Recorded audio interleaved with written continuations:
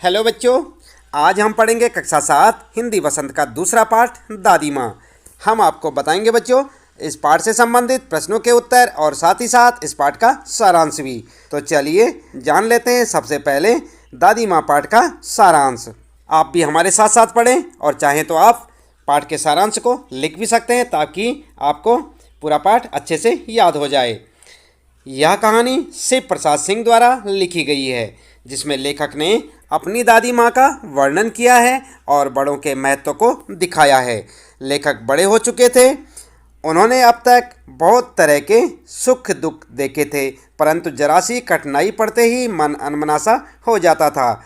मित्र उसके सामने तो साथ होने का दिखावा करते थे, परंतु पीठ पीछे उनको कमज़ोर कहकर मजाक उड़ाते थे। ऐसे समय में लेखक को अपनी दादी माँ की बहुत याद आती है। लेखक की दादी ममता, स्नेह, दया की मूर्ति थी। बचपन में लेखक को बरसात के दिनों में गंद भरे जल में कूदना अच्छा लगता था, जिससे एक बार उसे बुखार आ गया था। उस समय उसे बीमार पड़ना भी अच्छा लगता था। बीमारी में उसे दिन भर नींबू और साबु मिलता था, परंतु इस बार उसे जो बुखार चढ़ा था वह उतरने का नाम ही नहीं ले रहा था। उसकी दादी उसके माथे पर कोई अदृश्य शक्तिधारी चबूतरे की मिट्टी लगाती थी। वह उसकी पूरी तरह से देखभाल करती थी। दादी माँ को गांव में मिलने वाली 50 किस्म की दवाओं के नाम याद थे।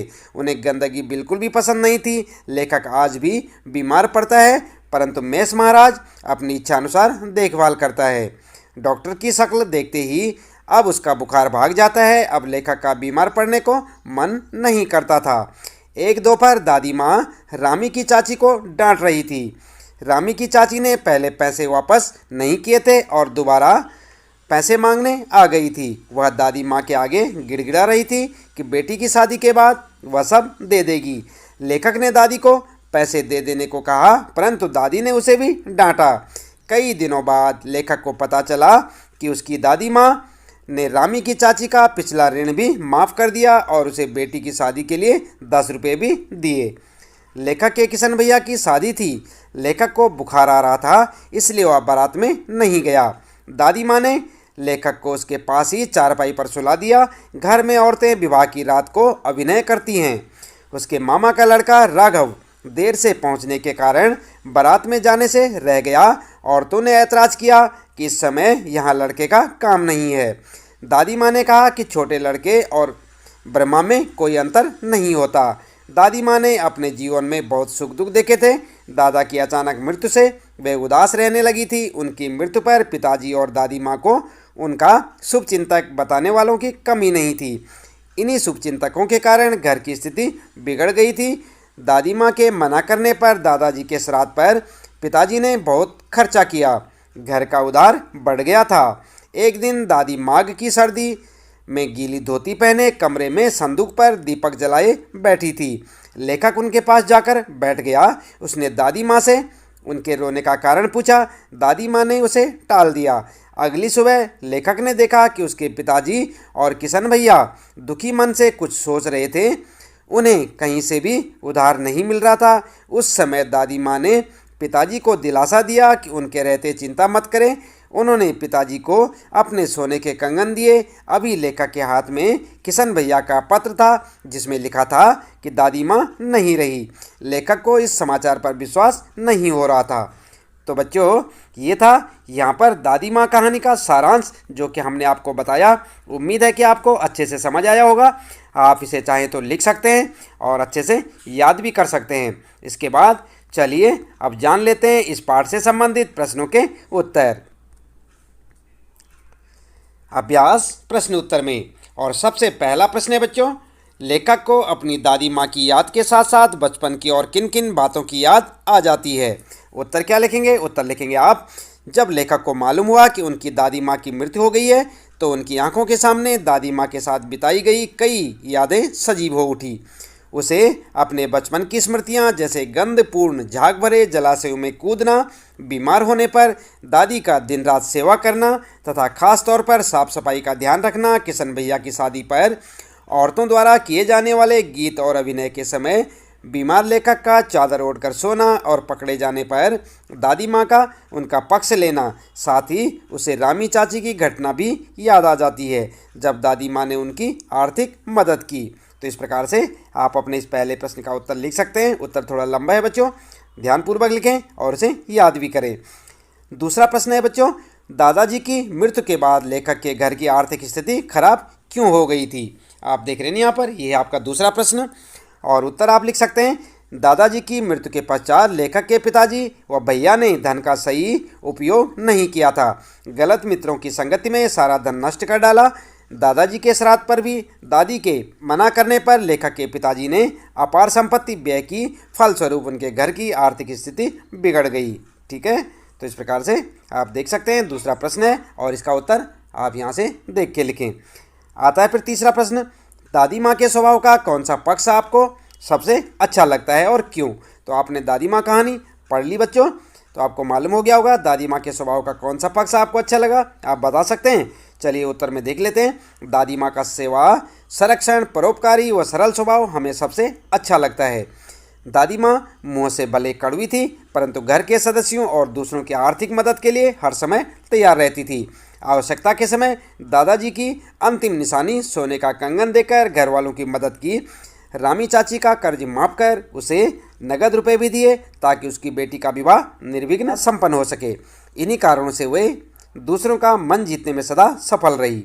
तो आप लिख सकते हैं दूसरा प्रश्न, ये यहाँ पर तीसरा प्रश्न है आपका, तीसरा प्रश्न है बच्चों और इसका उत्तर आप यहाँ से देख के लिखें, अच्छे से लिखें, याद भी करें। आता है फिर चौथा प्रश्न, आपने इस कहानी में महीनों के नाम पढ़े जैसे क्वार, आषाढ़, माघ। इन महीनों में मौसम कैसा रहता है लिखिए। तो आप जानते हैं बच्चों कैसा रहता है, क्वार, आषाढ़, माघ में मौसम कैसा रहता है? उत्तर में लिखेंगे, सबसे पहले आप लिखेंगे क्वार का महीना। ठीक है, यहाँ पर हेडिंग डाल देंगे, इस महीने में न तो अधिक गर्मी और न ही अधिक सर्दी होती है, अर्थात हल्की हल्की ठंड रहती है। आमतौर पर मौसम साफ रहता है। ठीक है, तो इतना लिखेंगे यहाँ तक। किसके बारे में? क्वार के बारे में। फिर लिखेंगे नंबर 2 पे लिखेंगे आषाढ़ का महीना और हेडिंग डाल देंगे, वैसे यह मौसम वर्षा का होता है, परंतु इस महीने वर्षा न हो तो गर्मी बढ़ जाती है। ठीक है, तो यहाँ तक हो गया आषाढ़ के महीने के बारे में। इसके बाद आप तीसरी हेडिंग लिख सकते हैं माघ का महीना, हेडिंग डाल के लिखें, इस महीने में अत्यधिक सर्दी होती है, भयंकर सर्दी से सभी का बुरा हाल होता है। ठीक है, तो यहाँ पर जो है आप जो है क्वार, आषाढ़ और माघ के महीनों के बारे में जानकारी लिख सकते हैं। अगला प्रश्न है पांचवा, अपने अपने मौसम की अपनी अपनी बातें होती हैं। लेखक के इस कथन के अनुसार यह बताइए कि किस मौसम में कौन कौन सी चीज़ें विशेष रूप से मिलती हैं। उत्तर लिखेंगे, क्वार के महीने में तरबूज, खरबूजे, फालसे और लीची मिलते हैं। आषाढ़ के महीने में आम, जामुन और खीरा मिलते हैं। और माघ के महीने में, तो माघ के महीने की बात करें तो अंगूर, केले, अमरूद और गुड़ मिलता है। ठीक है, तो इस प्रकार आप लिख सकते हैं। इस प्रश्न का उत्तर पांचवा प्रश्न है। इसके बाद बच्चों आगे प्रश्न आते हैं भाषा की बात के। आप देख रहे हैं यहाँ पर, ये है भाषा की बात के प्रश्न। और छठा प्रश्न है, नीचे दी गई पंक्तियों पर ध्यान दीजिए। जरा सी कठिनाई पड़ते और अनमना सा हो जाता और सन से सफ़ेद। यहाँ पर ध्यान दें, समानता का बोध कराने के लिए सा, सी, से का प्रयोग किया जाता है। ऐसे 5 और शब्द लिखिए और उनका वाक्य में प्रयोग कीजिए। तो यहाँ पर बच्चों उत्तर में आप लिख सकते हैं जैसे कि नीला सा, नीला सा आकाश नीला सा हो गया। और रुई से में नानी जी के बाल रुई से सफ़ेद हो गए थे। इसी प्रकार मिश्री सी, यानी कि बाल कृष्ण की बातें गोपियों को मिश्री सी लगती थी। और इसी प्रकार से चांद सा, तो यहाँ पर जो है आप लिख सकते हैं चांद सा, उसका चेहरा चांद सा गोल है। और सागर सी, उसकी आंखों में सागर सी गहराई है। तो इस प्रकार से इसी प्रकार 5 जो है आप वाक्य लिख सकते हैं, 5 शब्द और उनसे संबंधित वाक्य। अगला प्रश्न है 7वां, कहानी में छू छू कर ज्वर का अनुमान करती, पूछ पूछ कर घर वालों को परेशान कर देती जैसे वाक्य आए हैं। किसी क्रिया को जोर देकर कहने के लिए एक से अधिक बार एक ही शब्द का प्रयोग होता है। आप देख रहे हैं यहाँ पर एक से अधिक बार हो रहा है, छू छू कर। इसी प्रकार पूछ पूछ कर, तो यहाँ पर क्या है, अपनी बात को जोर देने के लिए ऐसा करना पड़ता है। जैसे वहाँ जा जाकर थक गया, तो वहाँ जा और जा जाकर थक गया, उन्हें ढूंढ ढूंढ कर देख लिया। तो इस प्रकार के 5 वाक्य बनाइए, आपने बनाने हैं। उत्तर में आप बना सकते हैं, बच्चे अपने उत्तरों को बोल बोल कर याद कर रहे थे। दूसरा बना सकते हैं, उस नन्हे बच्चे की शरारतों को देख देख कर हम थक गए थे। तीसरा, जोर जोर से चिल्लाकर तुम क्या साबित करना चाहते हो। और चौथा इसी प्रकार से बना सकते हैं, बार बार उसके उस सवाल करने से हम तंग आ गए थे। पांचवा, पुलिस ने अपराधी को पीट पीट कर अधमरा कर दिया। तो आप समझ गए ना किस प्रकार से आपने एक ही शब्द को बार बार रिपीट करके और अपनी बात को जोर देकर कहना है, और उसके बारे में यहाँ पर आप 5 वाक्य लिख सकते हैं। 8वां प्रश्न है बच्चों, बोलचाल में प्रयोग होने वाले शब्द और वाक्यांश दादी माँ कहानी में हैं। इन शब्दों और वाक्यांशों से पता चलता है यह कहानी किसी विशेष क्षेत्र से संबंधित है। ऐसे शब्दों और वाक्यांशों में क्षेत्रीय बोलचाल की खूबियाँ होती हैं। उदाहरण के लिए आपने देखे ऐसे शब्द निक्षार, बरहा, उरिन, चिवड़ा और छौंका इत्यादि शब्दों को देखा जा सकता है। इन शब्दों का उच्चारण अन्य क्षेत्रीय बोलियों में अलग ढंग से होता है। और मालूम है बच्चों, शायद आपके क्षेत्र में भी इनको दूसरी तरह से बोलते होंगे। तो ऐसे ही चिवड़ा का चिड़वा, चुड़त्र, पोहा और इसी तरह छौंका का छांक और तड़का भी कहीं कहीं कहा जाता है। निक्षार, उरिन और बरहा शब्द क्रमशः निकास, उरिन और बरमा शब्द का क्षेत्रीय रूप है। इसी प्रकार के 10 शब्दों को बोलचाल में उपयोग होने वाली भाषा बोली में एकत्र कीजिए और कक्षा में लिखकर दिखाइए।